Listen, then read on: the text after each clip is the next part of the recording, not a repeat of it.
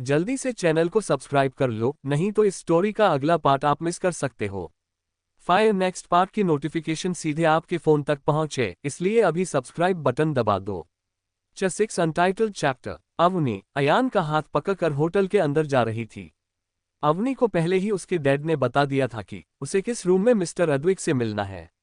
अवनी ने अयान को देखा, फिर अपने होठों को दबाकर कुछ सोचने लगी कि अयान को देखकर अद्विक कैसे रिएक्ट करेगा, क्योंकि पिछले जन्म में वह अपने साथ अयान को लेकर नहीं गई थी। शादी के दिन ही अद्विक को अयान के बारे में पता चला था, तो अद्विक ने उससे कहा था कि यह शादी उसने बस अपने मॉम डैड के खातिर की है, इसलिए उसे अयान के होने से कोई प्रॉब्लम नहीं है, क्योंकि वह लोग एक रियल कपल की तरह नहीं थे। तभी अयान की आवाज सुनकर उसका ध्यान टूटा। अयान उसका हाथ हिलाकर आसपास खड़ी लड़कियों की तरफ इशारा करके बोला, बेबी देखो ना, ये छवि गलजायु बेबी तो नजर लगा लही, अगल बेबी की क्यूटनेस चली गई तो। अवनी ने अपनी नजरें उठाकर आसपास देखा तो पाया सच में सभी लोग उन दोनों को ही घूर रहे थे। अब वह दोनों लग ही रहे थे इतने प्यारे। अवनी ने ब्लू कलर का पेंट और ब्लैक कलर की कैजुअल टॉप पहना हुआ था और उसने कैप भी लगाई हुई थी, जिसमें वो बहुत ही यंग और ब्यूटीफुल लग रही थी। तो वही अयान ने बिल्कुल कोरियन बॉय का लुक लिया हुआ था और उसने भी ब्लैक कलर की कैप लगाई हुई थी, जिसमें मैं और भी ज्यादा क्यूट लग रहा था। रिसेप्शनिस्ट अपने पास खड़ी लड़की से बोली, हे यार यह बच्चा कितना क्यूट है, और उसके बगल में खड़ी लड़की क्या इसकी बहन है या उसकी मॉम? मेरा तो मन कर रहा है कि मैं इस बच्चे को जूस बनाकर पी जाऊं, कितना क्यूट है। उसकी बात अयान ने सुन ली थी। भले ही अयान छोटा था, पर वह बहुत ही ज्यादा शैतान, इंटेलिजेंट और खतरनाक बच्चा था। अयान का सेंस बहुत ज्यादा स्ट्रांग थे। भले ही रिसेप्शनिस्ट दूरी थी और उसने धीरे से कहा था, पर अयान ने उसकी सारी बातों को सुन लिया था। क्योंकि अयान की सुनने की शक्ति बहुत ही ज्यादा तेज थी, उसका दिमाग भी बहुत तेज चलता था, पर बस वो अवनी के सामने ही क्यूट और प्यारा बन के रहता था। लेकिन अयान को अपनी तारीफ सुनना भी बहुत पसंद है, इसलिए वह अपनी तारीफ सुनकर मुस्कुराने लगा। वही अवनी बिना किसी भाव के उसे लेकर लिफ्ट के अंदर चली गई। लिफ्ट के अंदर एक लड़का और एक लड़की पहले से ही मौजूद थे।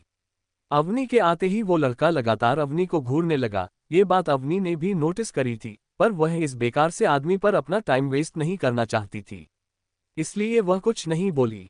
वही अयान को बिल्कुल पसंद नहीं था कि उसकी मोमो को कोई घूरे।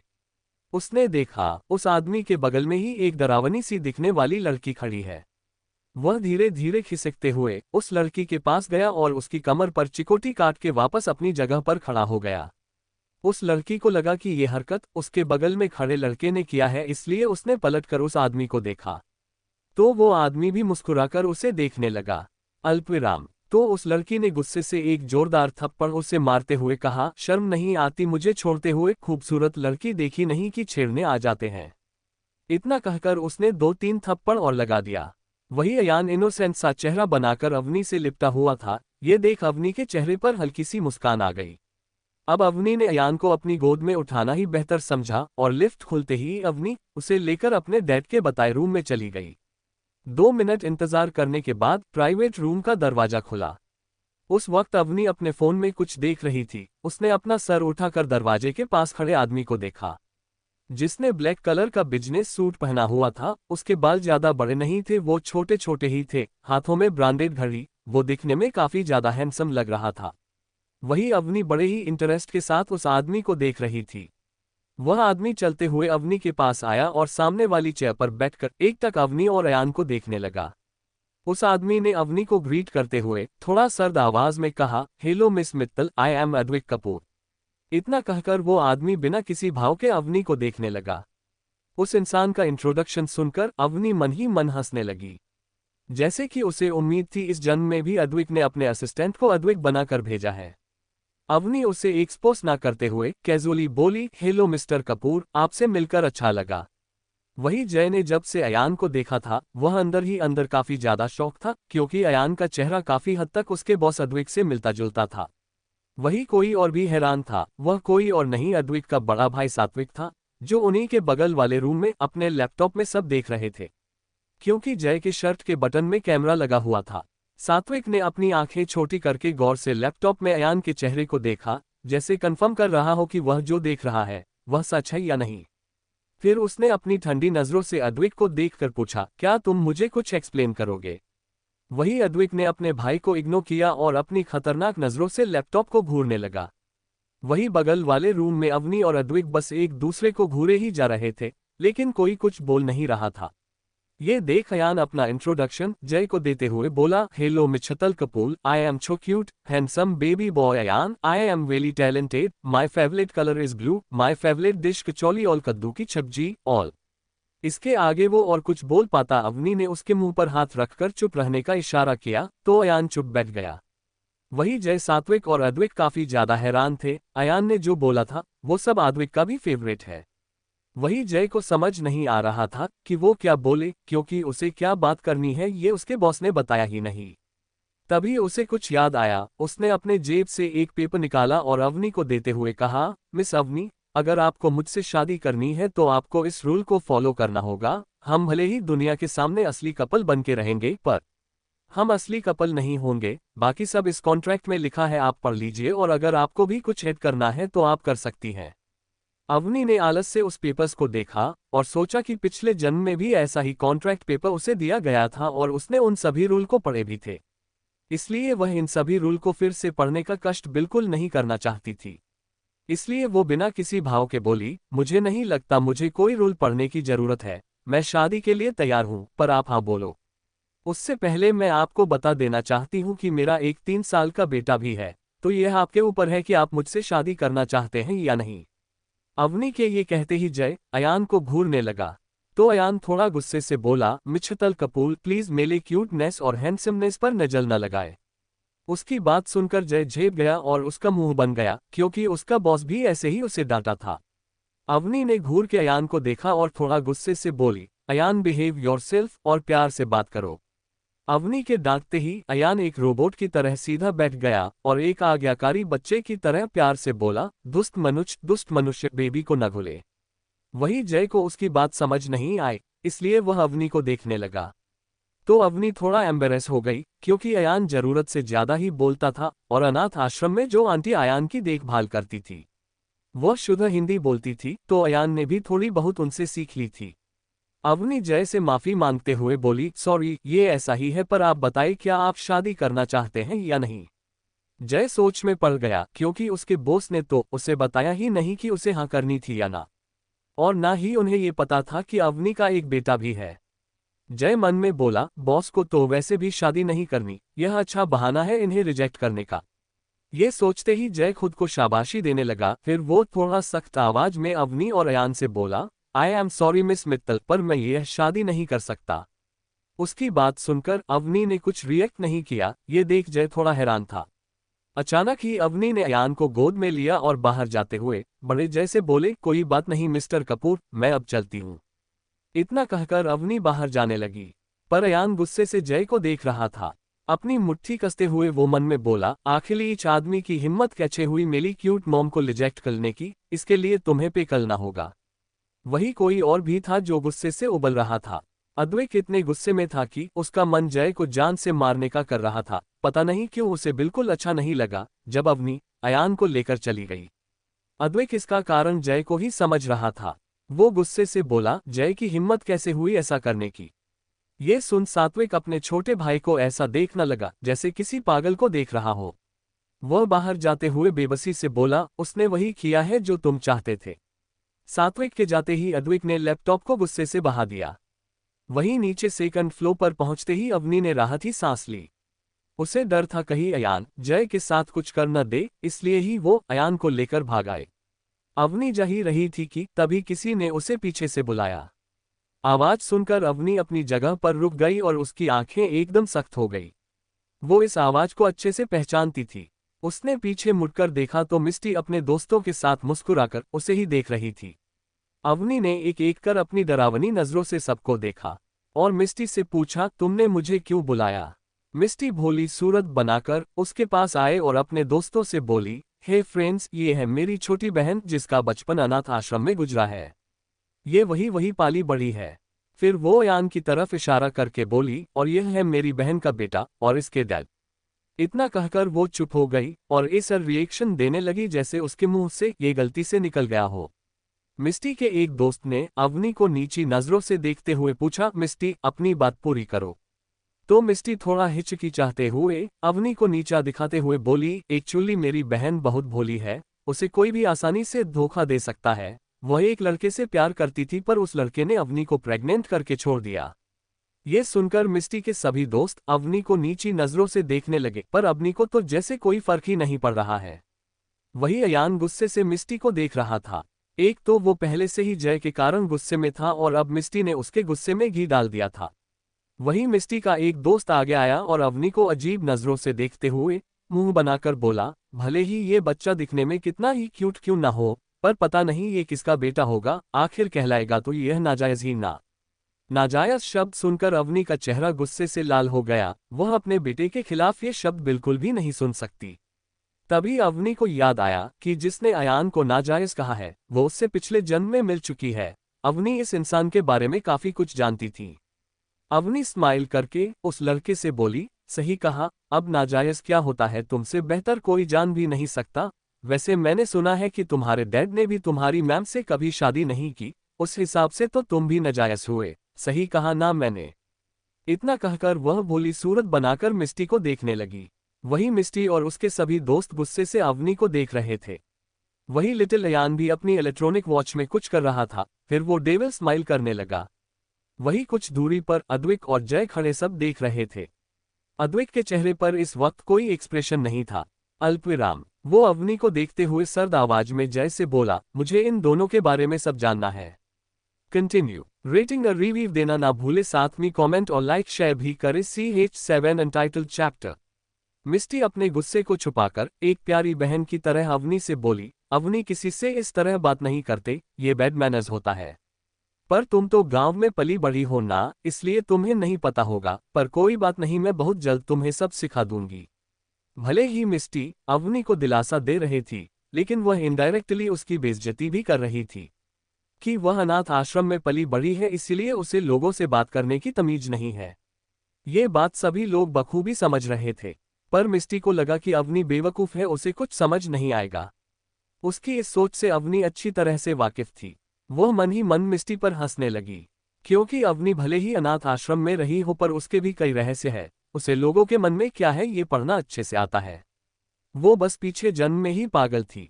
अवनी मन में बोली, तो यह मेरे साथ गंदा खेल खेलना चाहती है, कोई बात नहीं, मैं भी ऐसे खेलों में माहिर हूँ। ये सोचते ही अवनी ने अपना चेहरा उदास बना लिया और मिस्टी से बोली, पर मिस्टी, इसने पहले हमारे साथ बदतमीजी की, इसमें मेरी गलती कहाँ से हुई। तभी मिस्टी का एक दोस्त अवनी पर चिल्लाते हुए बोला, तुम्हारी हिम्मत कैसे हुई यह बोलने की कि गलती तुम्हारी नहीं है। अवनी उसके बाद का जवाब देने ही वाली थी कि मिस्टी दोनों को शांत कराते हुए बोलिए, गाइस शांत हो जाओ, सब देख रहे हैं, खैर लड़ाई छोड़ो, कुछ खाने चलते हैं। फिर वह अपने दोस्तों से बोली, और तुम लोग मेरी बहन के साथ ऐसे बिहेव नहीं कर सकते हो, भले ही वह अनाथ आश्रम से आए हो और बिना शादी किए उसका एक बेटा हो, पर आखिर है तो वो मेरी बहना ही ना। भले ही मिस्टी की आवाज में फिक्र हो, लेकिन उसके चेहरे से ऐसा बिल्कुल नहीं लग रहा था और वो साफ अवनी को हिट कर रही थी। वही मिस्टी अयान को अपनी गोद में लेकर बोली, अयान बेबी, मासी के साथ लंच करोगे ना, चलो साथ में चलते हैं। इतना कहकर मिस्टी ने अयान के गालों को पिंच किया। अयान को मिस्टी बिल्कुल भी पसंद नहीं थी। वह ऐसा बच्चा बिल्कुल भी नहीं था कि किसी के छूने से रोने लगे, पर वो मिस्टी की गोद में नहीं रहना चाहता था, इसीलिए वह रोने की एक्टिंग करने लगा। उसकी आंखों से पानी की तरह आंसू बहने लगे। उसे ऐसे रोता देख अवनी को कोई फर्क नहीं पड़ा, क्योंकि उसे पता था उसका ये छोटा शैतान रोने की एक्टिंग करने में बहुत ही ज्यादा माहिर है। लिटिल अयान रोते हुए अपना गला फाड़कर बोला, लिटिल मोमो, आंटी ने बेबी के गालों को जोर से पिंच किया, बेबी को दर्द हो रहा है, बेबी को हॉस्पिटल लेकर चलो। इतना कहकर वो मिस्टी की गोद से उतरकर अवनी की गोद में जाने लगा। पर मिस्टी अयान को नहीं छोड़ रही थी, क्योंकि वो नहीं चाहती थी कि अवनी यहाँ से चली जाए। अभी वो और उसकी बेइज्जती करना चाहती थी। जब मिस्टी ने अयान को नहीं छोड़ा तो अयान ने उसके हाथ पर काट लिया और मिस्टी के हाथ से खून बहने लगा। ये देख उसने अयान को छोड़ दिया। अचानक मिस्टी के इस तरह छोड़ने से अयान जमीन पर गिर गया। ये देख अवनी ने तुरंत अयान को उठाकर अपने गले से लगा लिया, क्योंकि वो बहुत ही ज्यादा डर गई थी। सिर्फ अवनी ही नहीं, वो मौजूद सभी लोग डर गए थे अयान के इस तरह गिरने से। भले ही अयान गिरा था, पर उसे चोट नहीं लगी थी और न ही उसे दर्द हो रहा था। वही अवनी के गले लगाते ही अयान और गला फाड़ के रोने लगा। वो अवनी के कंधे पर अपने गालों को रगड़ते हुए गला फाड़कर चिल्लाया, लिटिल मोमो, चुड़ैल आंटी ने बेबी को हर्ट किया, इन्हें पनिश करो, इन्होंने बेबी को दर्द दिया। वही आसपास मौजूद लोग अयान के इस तरह रोने से सारा दोष मिस्टी को देने लगे। ये देख मिस्टी का चेहरा पीला पड़ गया। वो हकलाते हुए बोली, अवनी मैंने ऐसा जानबूझकर नहीं किया, बस गलती से। वो इतना ही बोली थी कि उसकी बात को काटते अवनी गुस्से से बोली, तुम्हारी प्रॉब्लम क्या है? जब तक तुम मेरी बेइज्जती कर रही थी तब तक ठीक था, पर तुम्हारी हिम्मत कैसे हुई मेरे बेटे को नुकसान पहुंचाने की? अवनी के चिल्लाने से मिस्टी हैरान हो गई। उसे नहीं लगा था कि अवनी इस तरह पब्लिक प्लेस पर उस पर चिल्लाएगी। मिस्टी सफाई देते हुए बोली, नहीं अवनी, मैंने कुछ भी जानबूझकर नहीं किया। अयान ने मेरे हाथों में काट लिया था, इसलिए मैंने उसे छोड़ दिया। और तुम इतना गुस्सा क्यों हो रही है? छोटी सी तो बात है। मिस्टी ने ये सब ऐसे कहा था जैसे उसे बड़ा दुख हो रहा हो, पर उसकी बातों से ऐसा नहीं लग रहा था। मिस्टी बहुत चालाक थी, वो सबके सामने चिल्लाना नहीं चाहती थी, क्योंकि उसे अपनी इमेज की फिक्र थी। अवनी मिस्टी को ऐसे देख रही थी जैसे उसे अपनी आंखों से ही मार देगी। अवनी सब कुछ बर्दाश्त कर सकती थी, पर अयान के मामले में वो कुछ भी बर्दाश्त नहीं करेगी। अवनी अभी मिस्टी की तरफ 2 कदम आगे बढ़ी ही थी कि तभी एक आदमी की कर्कश और सर्द आवाज उन सभी के कानों में पड़ी। अद्विक, जो इतनी देर से सारा तमाशा देख रहा था, आखिरकार उसने इस मैटर में दखलंदाजी करने का फैसला किया। अद्विक अपने एक हाथ को पैंट की जेब में डालकर अपने एक्सप्रेशंस भाव से सभी को घूरते हुए बोला, यहाँ पर क्या हो रहा है? उसकी आवाज सुनकर अवनी अपनी जगह पर जम गई। इस आवाज को वो अच्छे से पहचानती थी, पर उसे नहीं लगा था कि अद्विक उसे बचाने यहाँ आएगा इतनी जल्दी, क्योंकि पिछले जन्म में वो दोनों कुछ दिनों बाद मिले थे। अद्विक अयान के पास पहुंचा और उसे गोद में उठाकर मिस्टी से सर्द आवाज में बोला, तुम्हारी हिम्मत कैसे हुई मेरे बेटे को हटकी और उसे चोट पहुंचाने की? उसकी आवाज भले ही शांत थी, पर उसमें गुस्सा साफ नजर आ रहा था। एक पल के लिए तो मिस्टी और उसके दोस्त अंदर तक डर गए, पर फिर मिस्टी अद्विक को देखकर ही मोहित हो गई। आखिर अद्विक है ही इतना हैंडसम और अट्रैक्टिव कि कोई भी उसे देख मोहित हो जाए। मगर अचानक ही मिस्टी का ध्यान अद्विक और अयान के चेहरे पर गया, जो काफी हद तक एक दूसरे से मिल रहा था। वो मन में बोली, कहीं ये इंसान अयान का असली पिता तो नहीं है? नहीं नहीं, ऐसा नहीं हो सकता।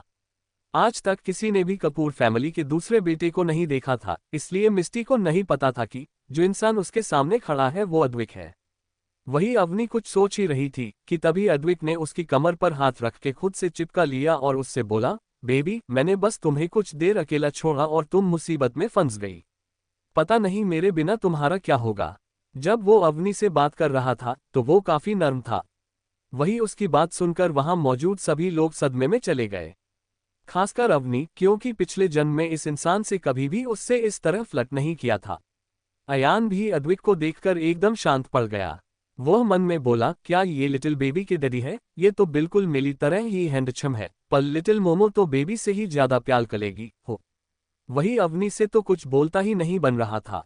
अद्विक मुड़ा और अवनी अयान को अपने को लेकर वहां से चला गया। अयान ने देखा एक मास्क मैन कोने में खड़ा है। उसने उसे कुछ इशारा किया और मिस्टी को अपनी जीभ निकालकर चढ़ाने लगा।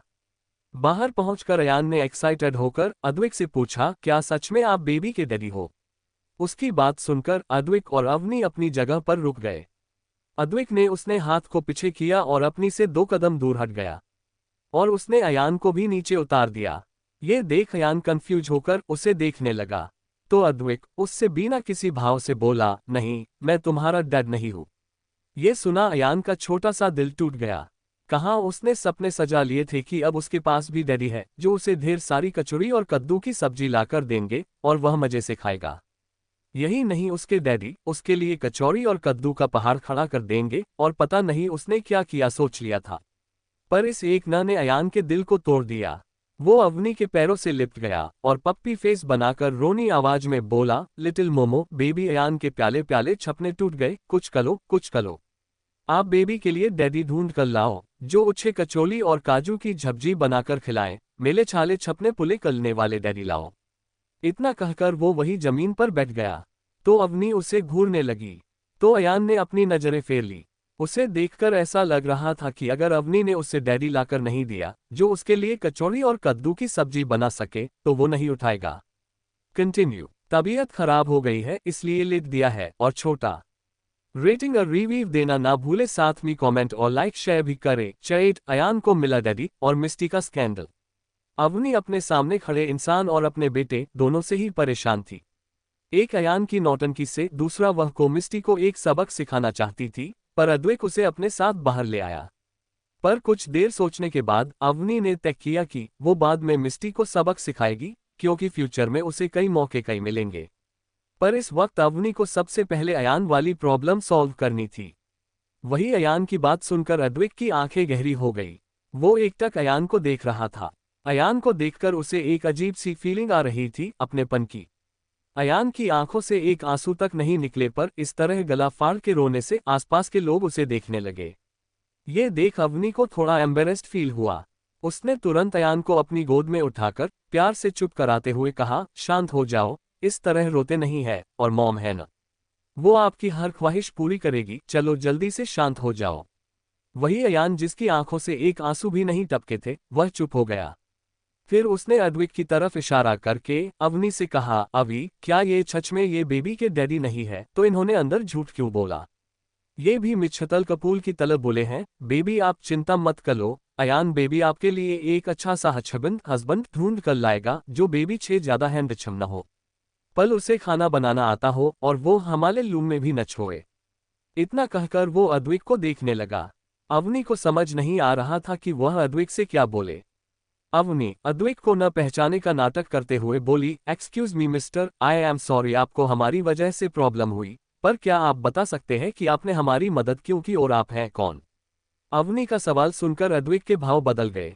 वह मन में सोचने लगा कि जल्दी जल्दी में उसने मदद तो कर दी, पर उसने ये सोचा ही नहीं कि वह बाद में खुद को कैसे इंट्रोड्यूस करेगा।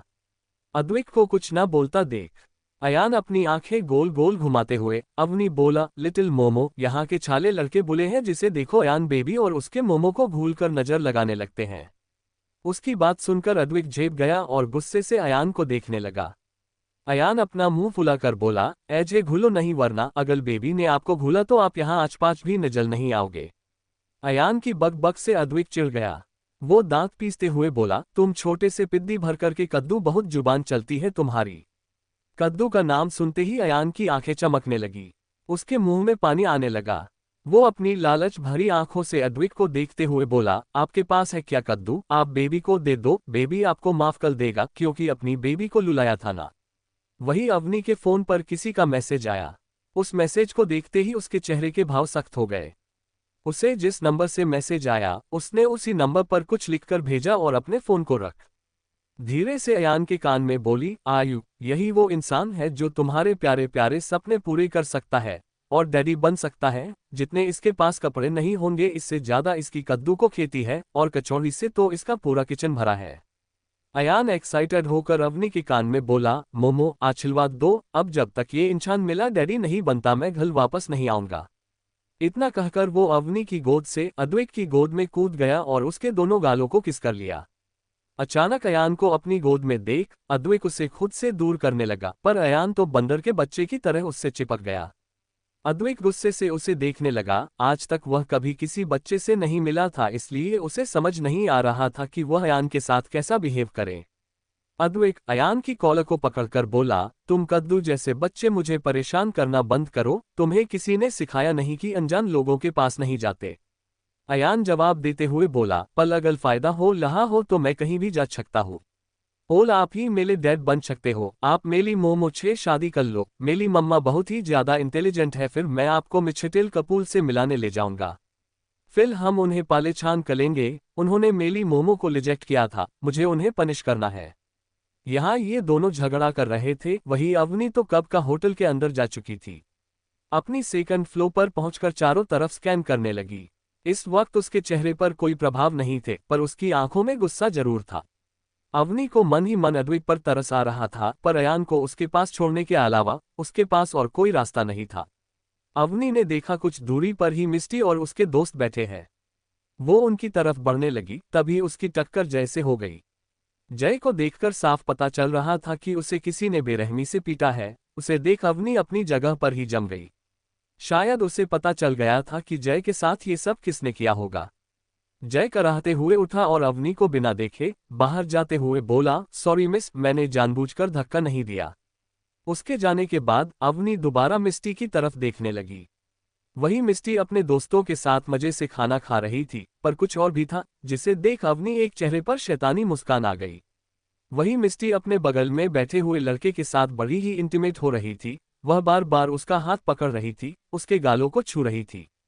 ये देख अवनी अपने मन में बोली, बस कुछ देर की खुशी है तुम्हारे चेहरे पर। उसके ये कहते ही 30 सेकंड के अंदर उस फ्लोर पर मौजूद सभी लोग मिस्टी और उसके दोस्तों को अजीब नजरों से देखने लगे। ये बात मिस्टी और उसके दोस्तों ने नोटिस कर ली थी। मिस्टी को ऐसा लग रहा था जैसे उसके साथ कुछ तो बुरा होने वाला है। तभी एक औरत उसे देखते हुए दूसरे औरत से बोली, मुझे तो यकीन नहीं हो रहा, ये लड़की इतनी घटिया हो सकती है। एक 3 साल के बच्चे को इसने जमीन पर पटक दिया।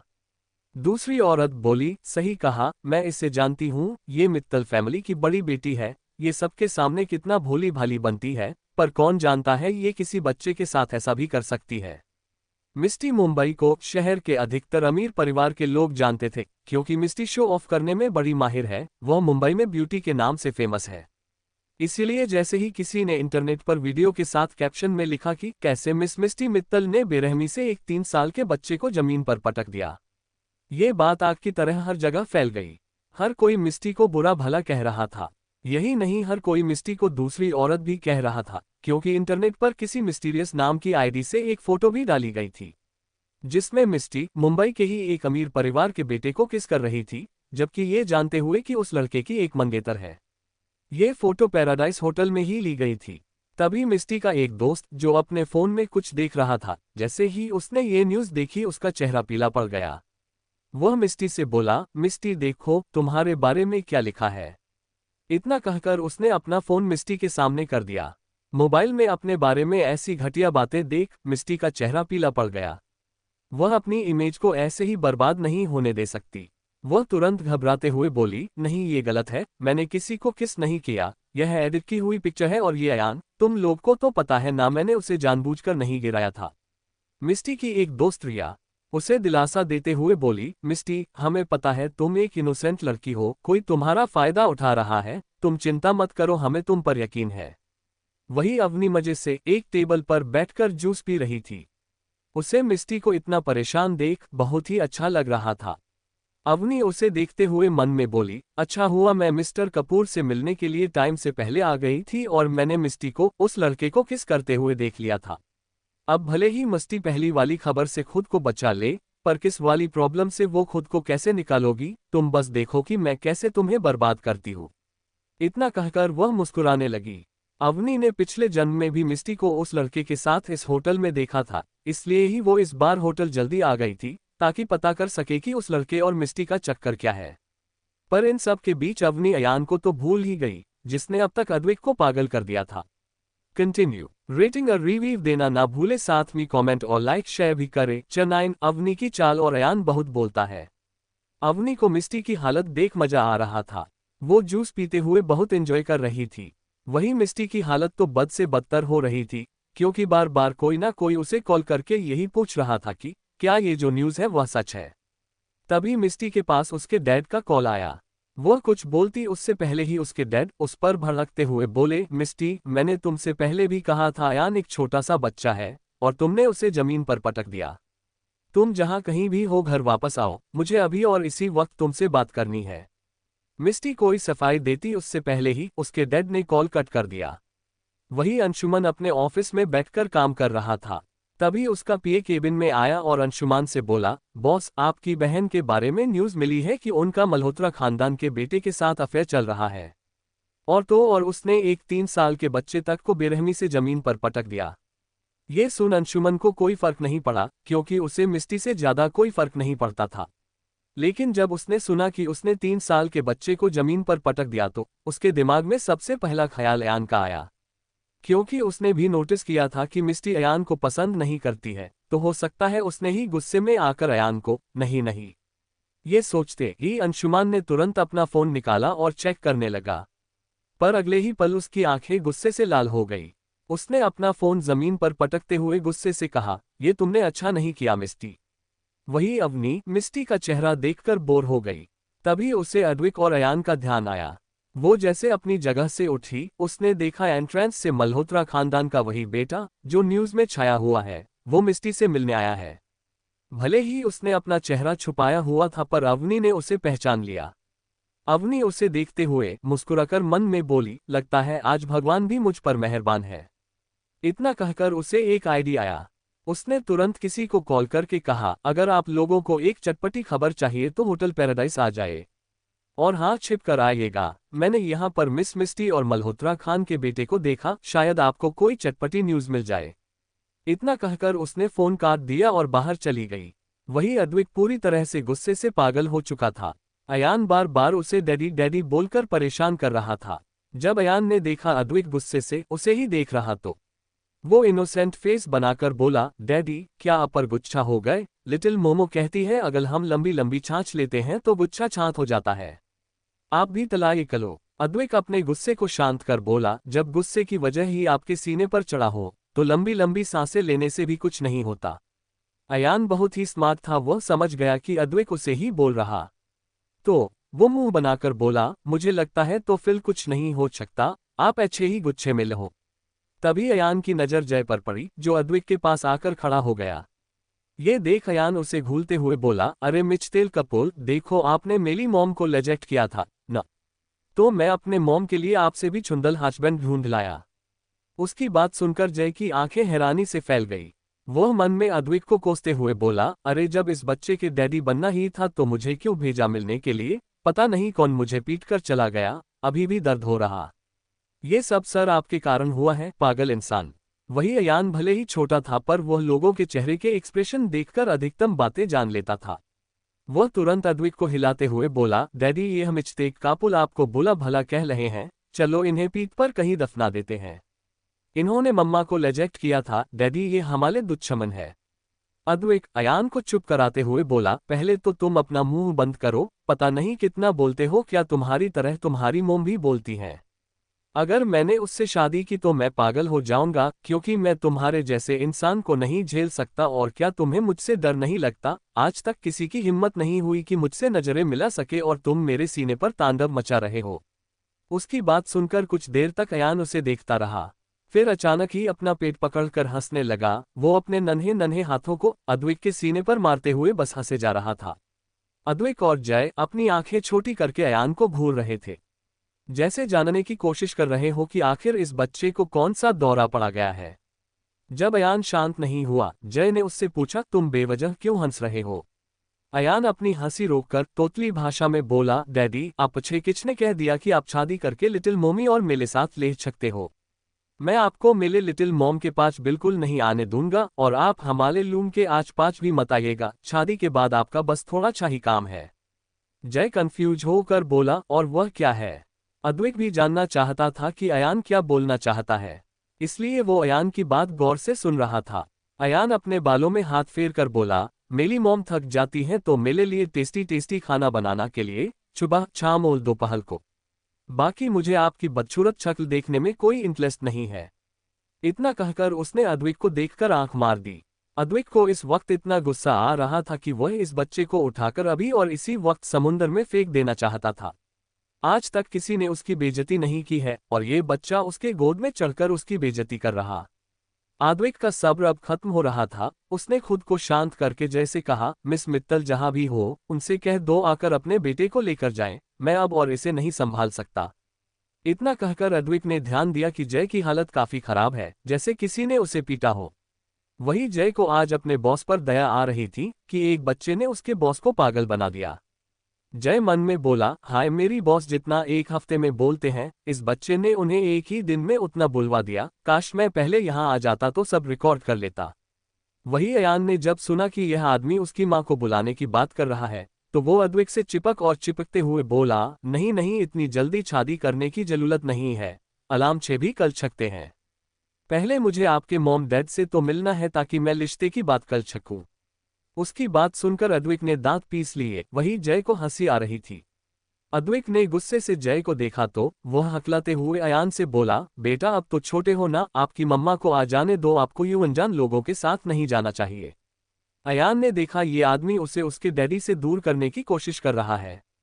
तो उसने अद्विक की शर्ट को पकड़कर बिगड़े हुए बच्चे की तरह कहा, मैं जानता हूँ यह मेले होने वाले डैडी हैं, जिनके पास ढेर सारी कद्दू की खेती और किचन तो कावली से भला पड़ा है। मुझे अच्छे ही डैडी चाहिए। बिल्कुल छल छामपन। उसकी बात दोनों आदमियों को समझ नहीं आ रही थी, पर अद्विक को इतना जरूर समझ आ रहा था कि वो इस आफत बच्चे को अपनी जिंदगी में बिल्कुल नहीं आने दे सकता था, वरना उसकी शांति भरी जिंदगी भंग हो जाएगी। वही जब अयान ने देखा यहाँ कोई उसकी बात नहीं सुन रहा तो वो गला फाड़कर रोते हुए चिल्लाया, अले छहल वाले चुनो, देखो मेरे डैडी मुझे परेशान कर रहे हैं। इतना कहकर वो फिर रोने लगा। अद्विक और जय ने देखा आसपास सब उन्हीं को घूर रहे हैं। ये देख उन्हें अजीब लगने लगा। कुछ देर बाद अयान कार में आराम से बैठकर लॉलीपॉप चूस रहा था। अद्विक पैसेंजर सीट पर बैठा था और जय कार ड्राइव कर रहा था। अयान फैल कर बैठा था। उसने अद्विक को अपने पास बैठने से मना कर दिया था, इसलिए मजबूरी में अद्विक को आगे बैठना पड़ा। जैसा ही अद्विक की कार होटल से निकली, अवनी तुरंत होटल से बाहर आए। वह अयान और अद्विक को ढूंढने लगी, पर वो लोग उसे कहीं नहीं मिल रहे थे।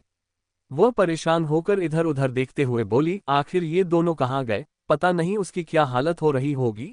अब तक तो शायद वो पागल हो गया होगा। हे भगवान! इतना कहकर अवनी ने किसी को फोन करके परेशान होकर कहा, पैराडाइज होटल के बाहर की सीसीटीवी फुटेज चेक करके मुझे बताओ, अयान कहाँ है इस वक्त। इतना कहकर उसने फोन कट कर दिया। थोड़ी देर बाद ही उसके पास उसी इंसान का कॉल आया। अवनी के फोन उठाते ही दूसरी तरफ से आवाज आई, बॉस, अयान एक आदमी के साथ था और उसके साथ ही होटल से जा चुका है। ये सुन अवनी को अद्विक की बहुत ही चिंता हो रही थी, क्योंकि उसे पता है अयान किसी को भी पागल कर सकता है। अवनी को अयान की बिल्कुल भी चिंता नहीं हो रही थी, क्योंकि उसे पता है अयान अपना ध्यान रख सकता है और किसी में भी इतनी हिम्मत नहीं है कि उसे परेशान कर ले। अवनी आसमान को देखकर बेबसी से बोली, मेरे बेटे को झेलने की हिम्मत मिस्टर कपूर को देना।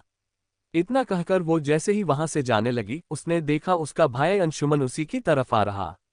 अंशुमान के आसपास कई सारे बॉडीगार्ड्स खड़े थे। अवनी अपने भाई के पास पहुंचकर बोली, भाई आप यहाँ क्या कर रहे हो? अंशुमान ने उसके बात का जवाब नहीं दिया और उससे सवाल किया, अयान कहाँ है? क्या वह ठीक है? उसे चोट तो नहीं लगी? उसकी बात सुनकर अवनी को हंसी आ गई और उसके आंखों के सामने अद्विक का परेशान चेहरा घूमने लगा। कंटिन्यू। रेटिंग और रिव्यू देना ना भूले, साथ में कमेंट और लाइक शेयर भी करें। चटन अवनी पहुंची कपूर मैंशन। अवनी के इस तरह हंसने से अंशुमन कंफ्यूज होकर उसे देखने लगा। फिर उसने अवनी के आसपास देखा तो उसे अयान कहीं नहीं दिखा। तो उसने क्यूरियस होकर पूछा, अवनी अयान कहाँ है? वो तुम्हारे साथ ही आया था ना? अवनी अपने भाई को शांत कराते हुए बोली, भाई मिस्टर कपूर को वो इतना पसंद आ गया कि मिस्टर कपूर उसे अपनी फैमिली से मिलाने ले गए। आप चिंता मत करिए, वो जहां भी रहेगा सही सलामत रहेगा। अंशुमन ने ये सुन अपनी गर्दन हाँ में हिला दी। तभी उसने देखा होटल के एंट्रेंस के पास ढेर सारे मीडिया वाले खड़े हैं। अवनी ने भी उन मीडिया वालों को देखा। वो थोड़ी हैरान होकर मन में बोली, मुझे नहीं लगा था ये सब इतनी जल्दी आ जाएंगे। खैर मुझे क्या, आज तो मुझे परेशान करने के लिए अयान भी नहीं है। आज मैं मस्त होकर पूरा दिन सोऊंगी। सॉरी मिस्टर कपूर, मैंने आपके ऊपर इतनी बड़ी मुसीबत छोड़ दी। इतना कहकर वो और अंशुमन दोनों वहां से चले गए। वही होटल के अंदर मिस्टी वॉशरूम का बहाना बनाकर अपने दोस्तों से अलग हो गई। वह वॉशरूम ना जाकर किसी दूसरी जगह जाने लगी। कुछ दूर चलकर मिस्टी ने एक जैकेट और ब्लैक मास्क पहने आदमी को देखा, जो उससे बस कुछ ही दूरी पर खड़ा था। उसके पास जाकर मिस्टी थोड़े गुस्से से बोली, तुम यहाँ क्यों आए हो? क्या तुम्हें दिख नहीं रहा है हमारे बारे में कैसी न्यूज़ चल रही है? अगर किसी ने हमें साथ में देख लिया तो प्रॉब्लम हो जाएगी। रजत। जी हाँ, ये रजत है, मल्होत्रा खानदान का बेटा, जिसकी मिस्टी के साथ अफेयर होने की न्यूज़ हर जगह फैली हुई थी। मिस्टी की बात सुन रजत भी थोड़ा गुस्से से बोला, तो मैं क्या करूं? क्या तुम्हें पता है मेरे घर वाले कितने गुस्से में हैं? अब जो करना है तुम ही करो, मुझे कुछ समझ नहीं आ रहा मैं क्या करूं। मिस्टी उसे शांत कराते हुए बोली, चिंता मत करो, हम कुछ जरूर सोच लेंगे। इतना कहकर उसने रजत को गले लगा लिया और प्यार से बोली, तुम्हें पता है ना मैं तुम्हें कितना पसंद करती हूँ। मैं तुम्हें किसी मुसीबत में नहीं देख सकती। भले ही हमारे बारे में अभी ऐसे न्यूज़ चल रही है, पर मैं बहुत जल्द सब ठीक कर दूंगी। रजत ने भी उसे गले लगा लिया। कुछ देर तक दोनों ऐसे ही रहे, पर उन्होंने ध्यान नहीं दिया कि कोई चुपके से उनकी तस्वीरें ले रहा है। रजत मिस्टी से अलग हुआ और उसे एक किस करके अपना चेहरा छुपाकर वहां से चला गया। उसके जाते ही मिस्टी घमंड भरी मुस्कान के साथ बोली, तुम बस मेरी जरूरत हो, अगर तुम बर्बाद होते भी हो तो इसका मुझसे कोई लेना देना नहीं है, पर पहले मुझे मेरा नाम साफ करना होगा, अगर तुम मुझे नहीं मिले तो मैं किसी और को ढूंढ लूंगी अपनी जरूरत पूरा करने के लिए। इतना कहकर वो डेविल स्माइल करके वहां से चली गई। वहीं दूसरी तरफ अद्विक, जय और अयान तीनों अद्विक के घर पहुंच गए, पर 5 मिनट से वो कार के अंदर ही बैठे थे। अद्विक को समझ नहीं आ रहा था कि वह इस छोटे तूफान को अपने घर में कैसे लेकर जाए। उसने एक बार अपनी डरावनी नजरों से अयान को देखा, जो पहले से ही उसे घूर रहा था। अयान अद्विक को देखकर झट से बोला, आप अंदर क्यों नहीं चल रहे, क्या कोई हमारे स्वागत के लिए आने वाला है? जय हंसते हुए मन में बोला, स्वागत तुम्हारा नहीं तुम्हारे डैडी का होगा, अगर घर वालों ने तुम्हारा चेहरा देखा तो उन्हें पक्का लगेगा कि तुम बॉस के ही बेटे हो। वही सात्विक घर के सेकंड फ्लोर पर खड़े होकर कार को ही देख रहा था, जो कब से नीचे ही खड़ी थी और उसमें से कोई बाहर नहीं निकल रहा था। वही अद्विक ने गहरी सांस ली और दरवाजा खोलकर बाहर निकला। अद्विक के बाहर निकलते ही अयान भी बड़े स्टाइल से अपने बालों में हाथ फेरते हुए दरवाजा खोल के घर से कूद गया। वो बिना अद्विक पर ध्यान दिए घर के अंदर जाने लगा। तो अद्विक चिढ़ते हुए बोला, क्या तुम में मैनर्स नहीं है? तुम बिना परमिशन के किसी के भी घर में कैसे घुस सकते हो, और हाँ मेरे पीछे पीछे चलो। उसकी बात सुनकर अयान अपनी जगह पर रुक गया। वह पीछे मुड़कर मुस्कुराते हुए अद्विक को देखने लगा। फिर उसने अपने जेब से एक ब्लैक कलर का गॉगल निकालकर पहनते हुए बड़े स्टाइल से अपने बालों में हाथ फेरकर अंदर जाते हुए एटीट्यूड से कहा, फॉलो मी डैड, वरना इतने बड़े घर में अगर आप खो गए तो मैं आपको कहाँ ढूंढूंगा। इतना कहकर वो अंदर चला गया। लिटिल अयान का एटीट्यूड देखकर जय और अद्विक अपना मुंह खोले उसे देख रहे थे। अयान ऐसे बिहेव कर रहा था जैसे ये उसका ही घर हो और अद्विक पहली बार यहाँ आया हो। जय को ये बच्चा बहुत ही ज्यादा इंटरेस्टिंग लग रहा था। वह तुरंत अयान के पीछे भाग गया। अद्विक भी गुस्से से अंदर चला गया। वह मन में बोला, आज तक किसी की हिम्मत नहीं हुई मुझे ऑर्डर देने की, और यह बच्चा मुझे ऑर्डर दे रहा, इसे सबक सिखाना ही पड़ेगा। वहीं आसपास खड़े गार्ड्स भी ये देखकर हैरान थे कि एक बच्चा उनके बॉस को फॉलो करने को कह रहा था। उससे भी ज्यादा हैरान वो लोग इस बात से थे कि इस बच्चे की शक्ल उनके बॉस से मिल रही थी। वही छत पर खड़े सात्विक ने जा अयान को देखा तो उसकी आंखें छोटी हो गई। वह मन में बोला, मुझे तो पहले ही शक था यह अद्विक का ही बेटा है, इसे तो आज मैं बताता हूँ। इतना कहकर वो अंदर चला गया। अयान स्टाइल से चलते हुए घर के अंदर पहुंचा। उसने देखा घर बहुत ही ज्यादा सुंदर और बड़ा था। पूरा घर व्हाइट कलर का था। घर के हॉल में एक बड़ा सा झूमर लगा था। फिर उसकी नजर वहां पर बैठे लोगों पर गई। एक लगभग 50 साल की औरत जिसने काफी मॉडर्न कपड़े पहने हुए थे, वह काफी ज्यादा ब्यूटीफुल लग रही थी, सोफे पर बैठी थी। और उसे के बगल में बिजनेस सूट पहनकर एक 55 साल का आदमी बैठा था।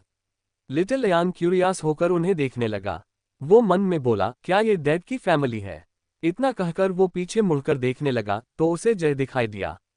अयान ने थोड़ा रूड होकर जय से पूछा, क्या ये लोग मेरे दादा दादी है? जय को समझ नहीं आ रहा था कि वो क्या बोले, तो उसने बस अपनी गर्दन हाँ में हिला दिया। ये देख अयान की आंखों में चमक आ गई। वो भागते हुए उस औरत के पास गया और उसके पैर छूकर बोला, हेलो ब्यूटीफुल दादी, मैं आपके बेटे का बेटा अयान, जिसे डैडी ने छालों से छुपा के रखा था। इतना कहकर अयान मुस्कुराकर उन्हें देखने लगा। वही अचानक एक बच्चे को अपने सामने देख मिसेज कपूर डर गई। मगर जैसे ही उन्होंने उसकी बात सुनी वो एकदम से शॉक हो गई। उससे भी ज्यादा शॉक वो अयान का चेहरा देखकर हुई।